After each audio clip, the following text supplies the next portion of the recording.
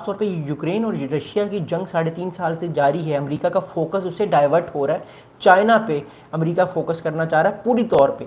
इसलिए अमेरिका नहीं चाहता कि दुनिया की कोई और जंग एक्स्ट्रा शुरू हो और ये जंग भी ख़त्म हो। इस वजह से सदर ट्रंप बारहा प्रेशर डाल रहे हैं प्यूटिन पे, और उन्होंने 50 दिन का प्यूटिन को टाइम दिया कि 50 दिन के अंदर आप जंग ख़त्म करें। और उन्होंने ज़ेलेंस्की पे भी प्रेशर डाला सदर ट्रंप ने कि आप भी किसी तरह निगोशिएशन टेबल्स पे आएँ, आप अपनी जो स्टांस है उसमें फ्लेक्सिबिलिटी का इजहार करें। इस वजह से हमने देखा है कि सदर ज़ेलेंस्की की जो टोन है उसके अंदर हमें पॉजिटिविटी नज़र आ रही है। अब वो बारहा कह रहे हैं कि हमारे लिए लैंड ज़रूरी नहीं है, हमारे लिए लोग ज़रूरी हैं। ये बेसिकली मैसेजिंग कर रहे हैं ज़ेलेंस्की दुनिया को कि हम जो है वो लैंड गिव अप करने पे तैयार हैं, जो हमारा 20 से 25% जो इलाका रूस ने कब्जे में ले लिया, कैप्चर कर लिया। तो ये बेसिकली एक टोन होती है, ये मैसेजिंग होती है, ये सिग्नलिंग होती है वर्ल्ड लीडर की। तो इसका मतलब है ज़ेलेंस्की जो है वो बात करने को तैयार है, और वो बात आने वाले वक्त में कर भी सकते हैं ज़ेलेंस्की के प्यूटिन के साथ डायरेक्टली। और हो सकता है कि ज़ेलेंस्की रशिया का दौरा भी कर लें, ऐसी बिग मूव हो जाए कि सदर ट्रंप की जानिब से कोई नेगोशिएशन टेबल पे बात हो और प्यूटिन जो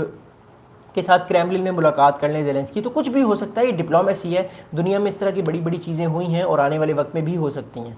दूसरा बड़ा इंपॉर्टेंट चीज़ जो है वो रशिया ने इस स्टेटमेंट के बाद एक रिस्पॉन्स दिया है।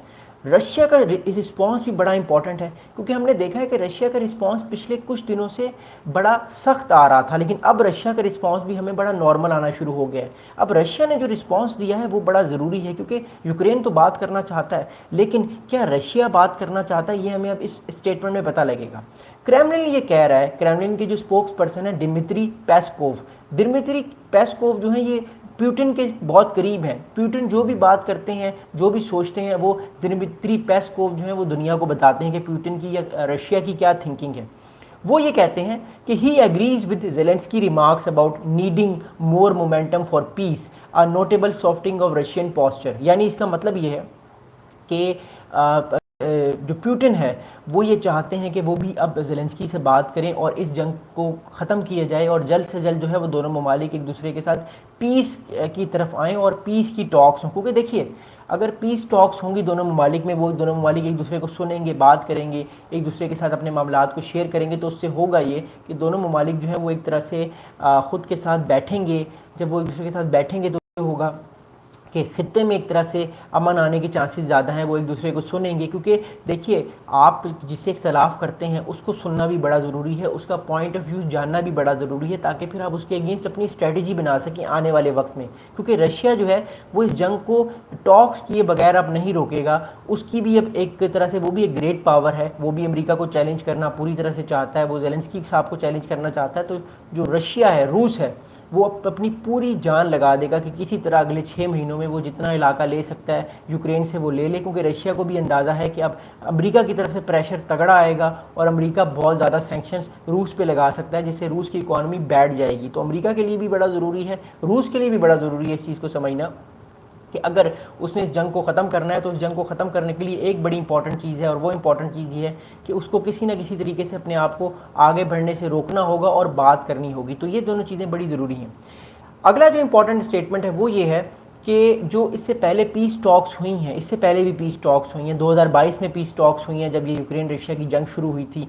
फिर मई 16 से लेकर जून 2 तक दूसरी पीस टॉक्स हुई हैं। लेकिन अनफॉर्चुनेटली ये पीस टॉक्स जो हैं ये तुर्की ने तो कराई हैं, लेकिन ये सारी पीस टॉक्स फेल हो गई हैं, नाकाम हो गई हैं। इसकी वजह ये थी कि दोनों ममालिक की तरफ से स्टांस जो था वो बड़ा सख्त था। यूक्रेन कह रहा था कि जो मेरे इलाके आपने लिए हैं क्राइमिया के समेत वो मुझे वापस किए जाएं। रूस ये कह रहा था कि ये इलाके आप तस्लीम करें, रशिया का हिस्सा हैं, और जो यूक्रेन में हुकूमत बैठेगी आने वाले वक्त में वो प्रो रशिया होगी और यूक्रेन नेटो में नहीं जाएगा।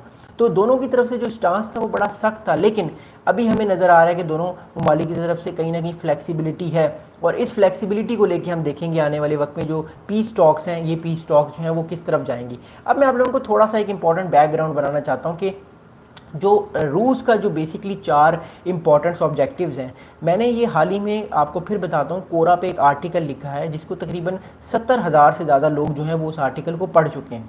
अब उस आर्टिकल में मैंने बड़े इंपॉर्टेंट 4 पॉइंट लिखे हैं, मैं इस वीडियो के बाद उसको मैं आपके साथ डिस्क्रिप्शन में भी शेयर कर दूँगा। उस आर्टिकल में मैंने सबसे इंपॉर्टेंट चीज़ लिखी है कि रशिया के 4 गोल्स हैं मेजर इंपॉर्टेंट।